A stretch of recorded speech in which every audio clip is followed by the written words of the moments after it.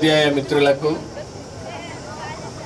అందరికీ నా యొక్క నమస్కారాలు.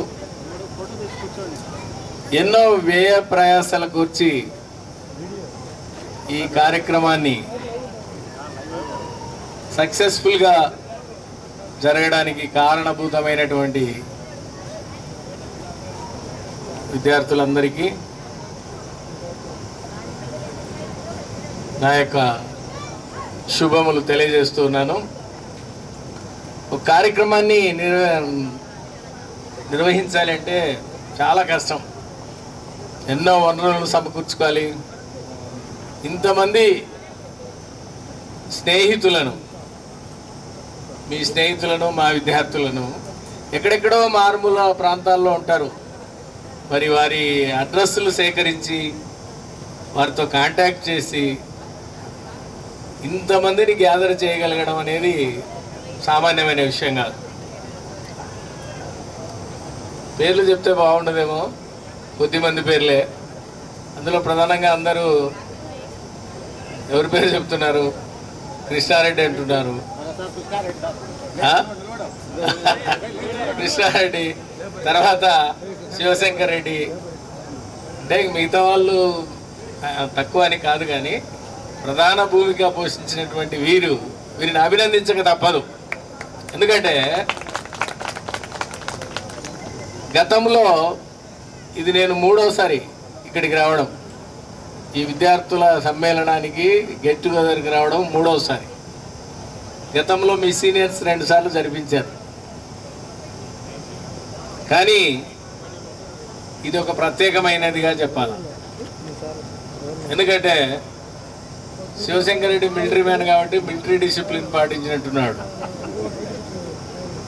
ఆ బస్టాండ్ సెంటర్ నుంచి, అంటే రాఘవేంద్ర స్కూల్ నుంచి మమ్మల్ని కారులో, జీపులో ఎక్కించుకొని వచ్చి ఒక ప్రత్యేకమైనటువంటి ఆహ్వానం పలికినటువంటి మీ అందరికీ కూడా నిజంగా చాలా అభినందనలు. ఈ మధ్యకాలంలో అక్కడక్కడ చూస్తున్నాం, ఈ వార్తలు కూడా వింటున్నాం, పూర్వ విద్యార్థుల సమ్మేళనము అని. నేను లాస్ట్ వీక్లో గుంటూరులో ఉన్నాను.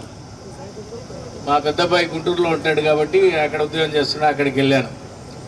19th మేము అక్కడ వెళ్ళిన పని ముగించుకొని తిరిగి రైల్వే స్టేషన్ కారులో వస్తుంటే అక్కడ కూడా ఇలాంటిదే ఒక కార్యక్రమం నడిపించబడుతూ ఉంది రోడ్డు పైనే. అదే సాంస్క్రిట్ స్కూల్ పూర్వ విద్యార్థుల సమ్మేళనం అని. అంటే ఇప్పుడు మీరు 35 సంవత్సరాల క్రితం విద్యార్థులు, కానీ వారు ఇంకా పెద్దవారు. అందులో ఎంతమంది ఉన్నారో ఎంతమంది లేరో తెలియదు, కానీ అలాంటివి జరుగుతూ ఉన్నాయి. ఇదొక మంచి పరిణామం.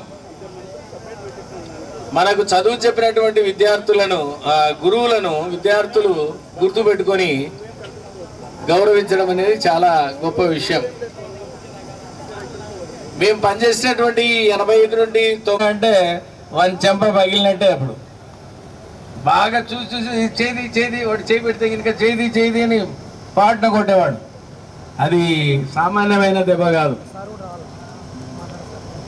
ఆయన స్ట్రిక్ట్గా సరిపోయేవాడు. సరే, ఎగ్జామ్స్ అయిన తర్వాత మేము టీచర్లుగా మేమేం చేయాలా, ప్రిన్సిపల్స్ ఎవాల్యుయేషన్ తయారు చేసి ఆయనకి ఇవ్వాలా. ఇస్తేనే పేపర్ల కట్టలు ఇస్తాడు మాకు కరెక్షన్ చేయడానికి, లేకపోతే ఇయ్యడు. సార్ పిలుస్తున్నాడు. సరే, యాజ్ యూజువల్గా భయపడుతూనే పోయినాం. పోతే ఏమండి మీరు పేపర్లు తీసుకోలేదే అన్నాడు. ఎక్కడ సార్, మీరు ఉదయం డ్యూటీ వేస్తున్నారు, సాయంత్రం డ్యూటీ వేస్తున్నారు, నేను ప్రిన్సిపల్స్ ఆఫ్ వాల్యుయేషన్ ఎట్లా రాయాలి సార్ అన్నాడు. ఎప్పుడు రాయాలా, ఎప్పుడు తీసుకోవాలంటే ఇంటి దగ్గర రాసుకోవాలన్నాడు. ఇంటి నా దగ్గర చిన్న సబ్మిషన్ అని చెప్పిన. ఏంటి అన్నాడు. కన్సర్న్డ్ టీచర్ సబ్జెక్ట్ ఆ రోజు ఏది ఉందో, ఇప్పుడు సోషల్ స్టడీస్ ఉంది, నాకు డ్యూటీ వేయకండి. ఆ రోజే నేను ప్రిన్సిపల్స్ ఆఫ్ వాల్యుయేషన్ రాసుకొని, ఆయన ఒప్పుకోలే. ఒప్పుకున్నట్లుగా ఆయన కనిపించలే, కానీ దాన్ని అందులో ఉన్న మంచితనాన్ని తెలుసుకొని ఆయన ఇంప్లిమెంట్ చేయించినాడు దాన్ని. అట్లాంటి గొప్ప వ్యక్తి. మేము కూడా పిల్లల్ని బాగా కొట్టామంటే ఆయన సపోర్ట్ వల్లనే. బాగా కొట్టమని చెప్పేవాడు. ఏమైనా మీకు పేరెంట్స్ నుంచి గ్రామస్తుల నుంచి వస్తే కనుక ముందు నా మీద వేటు పడిన తర్వాతనే మీ దగ్గరికి వస్తారు అని ఉపాధ్యాయులకు అంత సపోర్టివ్గా ఉండేవాడు. చాలా క్రమశిక్షణతో కూడిన వాళ్ళ దగ్గర ఏం చేస్తాం, మనం నేర్చుకున్న సబ్జెక్టు మర్చిపోతాం అనే ఉద్దేశంతో నేను అప్పుడు ఈడ బసవరాజు సార్ ఉండేవాడు నా ప్లేస్లో. ఆయన చాలా సీనియర్ మోస్ట్, చాలా పలుకుబడి కలిగినటువంటి వ్యక్తి. నా ఆర్డర్ వచ్చిన తర్వాత ఎవరో ఉండి, సార్ నీకు ట్రాన్స్ఫర్ వచ్చింది, ఎవరో ఆనంద ప్రభాకర్ అంట ఆయన వచ్చినాడంట అంటే పెద్దగా నవ్వినాడట. నాకు తెలియకుండా నాకు ఆర్డర్ ఎటు వస్తుంది, ఎవడు నాకు ఆర్డర్ ఇచ్చేది. తర్వాత ఏదో జరిగిపోయింది. మళ్ళీ 4 సంవత్సరాల తర్వాత నేను మా ఊరికే వస్తాను, రిటైర్మెంట్ ఇక్కడే చేసుకుంటాను. ఈ జయపాల్ కూడా నా దగ్గర ఐఆర్టీ టీచర్గా పనిచేసినాడు ఒక 2 years. ఎప్పుడన్నా వాడు చెప్పకుండా నాకు ఆబ్సెంట్ అయితే ఒప్పుకునేవాడిని కాదు. తర్వాత ఏదో ఒకసారి కనపడి విజయవాడకు పోయినాను సార్, విజయవాడలో ఉన్నా అన్నాడు. మరి ఇక్కడ ఇప్పుడు ఎక్కడ ఉన్నాడో ప్రస్తుతం తెలియదు, కర్నూలా. అట్లా దాని అంతటి కారణం ఏంటంటే ఆనాడు మంచి క్రమశిక్షణతో మిమ్మల్ని దండించి కొట్టి తిట్టి మీకు చదువు నేర్పించడం వల్లనే ఇవన్నీ సాధ్యపడినాయని ఘంటాపదంగా చెప్పవచ్చు. బొంతల శశికళ, ఆయన దగ్గర మంచి క్రమశిక్షణ నేర్చుకున్నాం ఆ హెడ్ మాస్టర్ దగ్గర. తర్వాత ఇప్పుడు చాలా ఏళ్ళ తర్వాత నేను ఎంఈఓగా పనిచేస్తున్నప్పుడు నాకు ఒక నంద్యాలలో ఎదురు పన్నాడు శ్రీనివాస్ సెంటర్. బాగున్నారా సార్ అని నేను విశ్లేస్తే, బాగున్నాం ప్రభాకర్, నువ్వు ఎట్లున్నావు ఏంటి, ఎంఈఓ చేస్తున్నావు అంట కదా, విన్నాను ఎవరో చెప్పినారు అని టీ తాగుదాం రాని ఆ టీ కొట్లో కూర్చొని ఎట్లా ఉంది అప్పుడు విద్యా వ్యవస్థ, ఇప్పుడు విద్యా వ్యవస్థ, అప్పుడు టీచర్లు ఎలా ఉన్నారు, ఇప్పుడు టీచర్లు ఎలా ఉన్నారు అని అడిగినాడు. అడిగితే కొన్ని ఇబ్బందులు ఉన్నాయి సార్ అని చెప్తే ఆయన ఒకే మాట అన్నాడు, టీచర్లు ఇప్పుడు ఆర్థికంగా రాజకీయంగా బలపడినారండి, వాళ్ళని ఏం చేయలేమన్నాడు. అంటే ఆర్థికంగా బలపడినారు, మంచి పిఆర్సీలు వచ్చినాయి, మంచి జీతాలు వచ్చినాయి. అవి సరిపోవని ఇంకొంతమంది రియల్ ఎస్టేట్ బిజినెస్లు, చిట్టు బిజినెస్లు ఇట్లాంటివి చేస్తున్నారు. రాజకీయంగా కూడా బలపడినారు. ఏదో ఒక ఎమ్మెల్యేనో ఎంపీనో ఏదో సపోర్ట్ ఉంటుంది వాళ్ళ సపోర్ట్తో. కానీ ఇక్కడ గమనించాల్సిన విషయం ఏంటంటే మనకు దేవుడు ఇచ్చినటువంటి అవకాశం అది.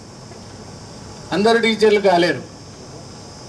ఈరోజు మేము టీచర్లం అయినాము కాబట్టి మీ చేత గౌరవింపబడుతూ ఉన్నాం. ఒక్క టీచర్కే అలాంటి గౌరవం దక్కేది సమాజంలో. ఎంతోమంది ఎంప్లాయీస్ ఉన్నారు, మన అవసరాల నిమిత్తం వాళ్ళని కలుస్తూ ఉంటాం, కానీ ఆ పని అయిన వెంటనే వాళ్ళని మర్చిపోతుంటాం. ఎప్పుడూ జీవితాంతం గుర్తుపెట్టుకునేది ఎవరినంటే ఒక ఉపాధ్యాయుని మాత్రమే, మనకు చదువు చెప్పినటువంటి గురువులు మాత్రమే. అందుకే తల్లిదండ్రి గురువు దైవం అని గురువుకు 3వ ప్లేస్ ఇచ్చారు. తల్లిదండ్రి జన్మనిస్తే గురువు అది సక్సెస్ కాలేకపోయినాడు, అది వేరే విషయం. ఇప్పుడు సెక్రటరియట్లో గెజిటెడ్ ఆఫీసర్స్ అసోసియేషన్ ప్రెసిడెంట్గా పనిచేస్తూ ఉన్నాడు.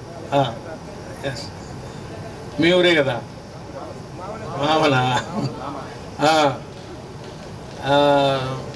మంచి ఇంటెలిజెంట్ అబ్బాయి.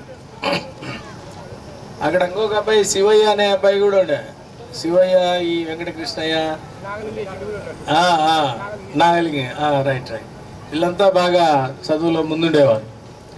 అలాగే క్రమశిక్షణతో కూడినటువంటి విద్యను అభ్యసించడం వల్లనే ఈ విద్య అనేది మిగతావి ఏవైనా కానీ కొంతకాలం మనతో ఉండి వెళ్ళిపోతాయేమో, కానీ ఈ విద్య అనేది జీవితాంతం ఉంటుంది, మనకు తోడుగా ఉంటుంది, మనకు మీకు ఆశీర్వదిస్తూ ఈ కార్యక్రమం ద్వారా మిమ్మల్ని అందరినీ చూసేటువంటి అవకాశము, అలాగే మా కొలీగ్స్ని కూడా చూసేటువంటి అవకాశం కల్పించిన మీ అందరికీ कृतज्ञतలు తెలియజేస్తూ సెలవు తీసుకుంటున్నాను. Thank you very much. और अध्यापिकाओं को सादर प्रणाम। सहपाठी सभियों को आशीर्वाद देते हुए इस प्रोग्राम को जिन्होंने निश्चय किया, बहुत अच्छे दिन निश्चय किए। आज की विशेषता है वासवी कन्या कुमारी जन्मदिन है आज। और दूसरी विशेषता है ब्रह्मम गारू जीव समाधि के जन्मदिन है। ये दो विशेषताओं के दिन यह प्रोग्राम, यह कार्यक्रम चलने के लिए बहुत बहुत धन्यवाद मैं आप सबको दे रहा हूँ। मुझे 3 महीने पहले शिवशंकर रेड्डी फोन किया था, शायद वे आए हैं या नहीं है। शिवशंकर रेड्डी कौन है? आ रहे हैं। बाद में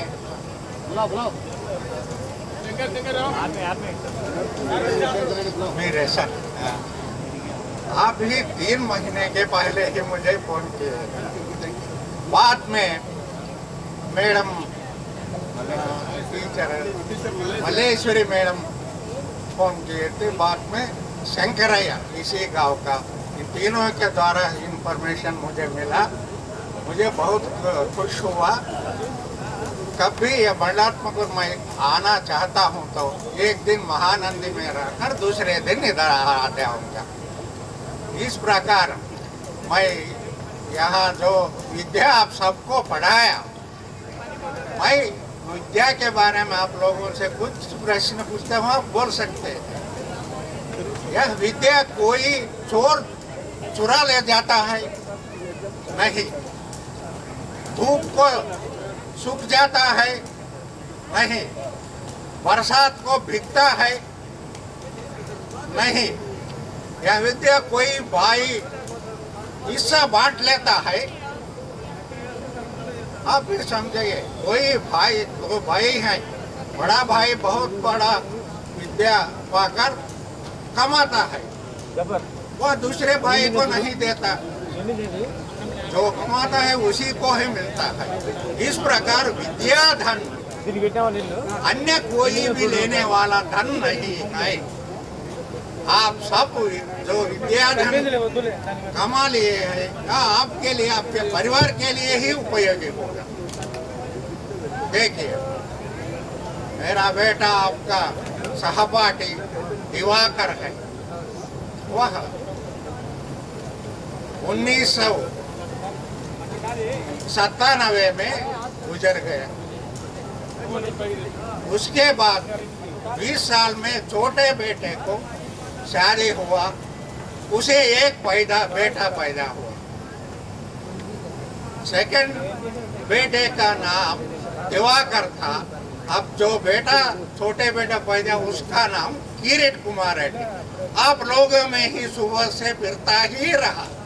मैं समझा इन सबका सहपाठी किरीट कुमार रेड्डी समझा। किरीट इधर आओ।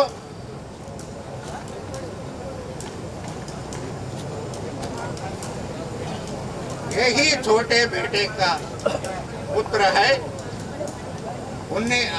2017 में उनके पिताजी का शादी हुआ। 18 में 1 साल 8 दिन को ये बेटा पैदा हुआ। मैं समझा दिवाकर ही मैं छोटे बेटे के गर्भ से जन्म लिया। विद्या में भी वैसा ही है, चैंपियन उसके स्कूल में लिया। पद्य भी छोटे, 1 मिनट में एक छोटा पद्य भी बोलता है।